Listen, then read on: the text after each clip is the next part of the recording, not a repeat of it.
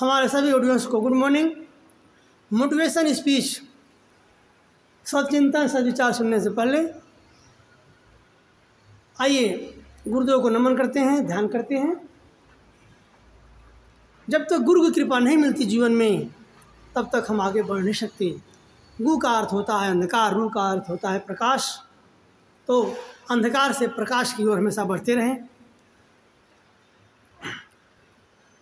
असत्य से सत्य की ओर चलते रहें, और ऐसा मन में भाव करते हुए आइए गुरुदेव का ध्यान करें। ओम वंदे भगवतीं देवीं श्री राम च जगद्गुरुं पाद पद्मे तय श्रुत्वा परमां मुहुर्मुहुः परमां मुहुर्मुहुः। जगत जननी माँ गायत्री का ध्यान करें। वेद माता, देव माता, विश्व माता, सद्ज्ञान सद्बुद्धि की देवी, आदिशक्ति पराशक्ति भगवती माँ गायत्री से हमें हमेशा सद्बुद्धि की प्राप्ति होती है। यही भाव रखते हुए माँ गायत्री का आह्वान करें।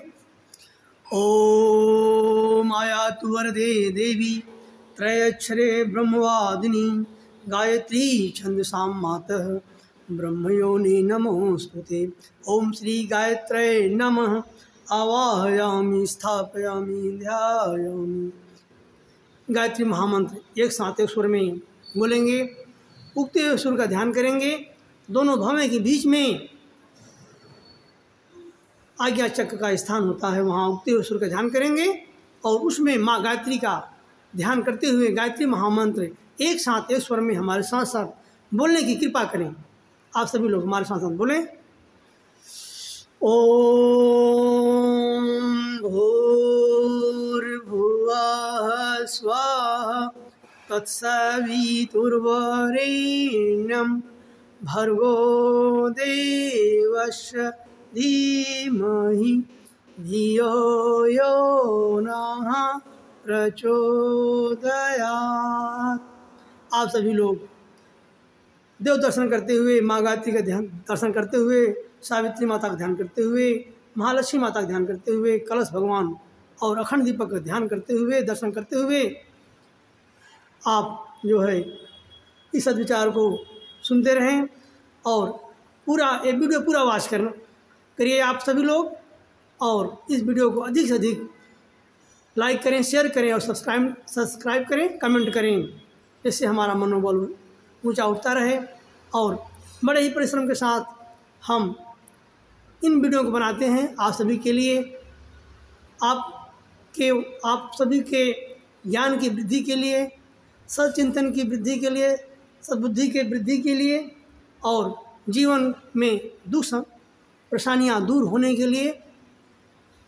इन विचारों को हमेशा हमें मस्तिष्क में ग्रहण करना चाहिए, मन में ग्रहण करना चाहिए। इससे हम हमेशा सुखी और संतोष के साथ अपना जीवन बिताएं। आइए अब हम आज का जो सद्विचार है उसको सुनते हैं। आज का जो सद्विचार है उसका शीर्षक है मनुष्य अपने जीवन का उद्देश्य ऊंचा रखे। मनुष्य अपने जीवन का उद्देश्य ऊंचा रखे।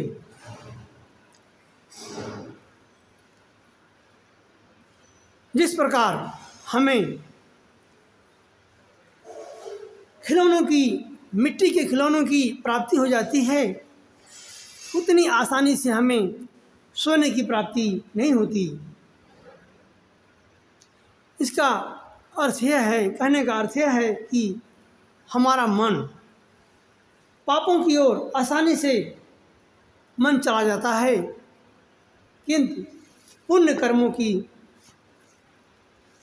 तरफ मन पवित्र करने में, ले जाने में काफ़ी परेशानी होती है, काफ़ी परिश्रम करना होता है। जैसे पानी की धारा को जब हम नीचे गिराते हैं तो आसानी से गिर जाती है, लेकिन हम अगर उसे 10 मंजिला ऊपर पानी को चढ़ाना है तो वो आसानी से नहीं चढ़ती। उसके लिए हमें पंप की आवश्यकता होती है, मशीन की आवश्यकता होती है, बिजली की आवश्यकता होती है, शक्ति की आवश्यकता होती है, अनेक सारे ढेर सारे सामानों की आवश्यकता होती है, सारे चीज़ों की प्रबंध करना पड़ता है, तब जाके हमारा जल जो पानी है ऊपर 10 मंजिला के ऊपर चढ़ता है। ठीक उसी प्रकार हमारा मन है, नीचे की तरफ गिरने में उसे कोई परेशानी नहीं होती, बुरे विचारों को ग्रहण करने में उसे कोई परेशानी नहीं होती है, लेकिन अच्छे विचारों को ग्रहण करने में उसे परेशानी होती है। इसका क्या कारण है? कुछ तो कारण होगा। आइए उस कारण पे हम विश्लेषण करते हैं, विचार करते हैं, चिंतन करते हैं कि ऐसा क्या कारण है कि मन हमेशा नीचे गिरने के लिए व्याकुल होता है और ऊपर उठने के लिए उसे काफ़ी परिश्रम करना पड़ता है, तब वो ऊपर के लिए तैयार होता है। इस बात को हम आज काफ़ी गंभीरता के साथ विचार करेंगे। बुरे विचार जो होते हैं, तामसी संकल्प ऐसे पदार्थ हैं जो बड़ा मनोरंजन करते हुए मन में धंस जाते हैं और साथ ही अपने साथ अनेक गंदे विचारों को, मारक शक्तियों को ले आते हैं। स्वार्थमयी गंदी भावनाएं, नीच भावनाएं को अपने साथ ले आते हैं। वैज्ञानिकों ने इसका विश्लेषण करके जाना कि वे नीच विचार, स्वार्थपरक विचार, तामसी विचार, बुरे विचार, वे काले रंग की छुरियों के समान तीक्ष्ण एवं तेजाब की तरह दाहक होते हैं। उन्हें जहाँ थोड़ा सा भी स्थान मिल जाता है, अपने सदृश बहुत सारी विचारों को बुला लेते हैं, सामग्रियाँ खींच लाते हैं, इकट्ठा कर लेते हैं। जैसे पृथ्वी आदि तत्व अपनी तरफ अनेक तत्वों को खींच लेते हैं, वैसे ही इन विचारों में खींचने की शक्ति होती है। इन बुरे विचारों को में भी अनेक गंदे विचारों को खींचने में की शक्ति होती है। तदनुसार अपनी भावनाओं को पुष्ट करके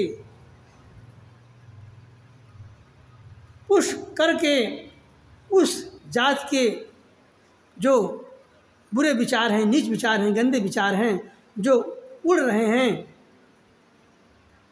उन विचारों को अपनी तरफ इकट्ठा करते हैं, एकत्रित करते हैं और वे बुरे विचार उड़ उड़ के जो गंदा मस्तिष्क में मन है उस तरफ उड़ता हुआ चलाता है और गंदे मस्तिष्क में गंदा विचार एकत्रित होता रहता है। ठीक ये है इसकी फिलॉसफी, ये रहा इसका दर्शन मन का।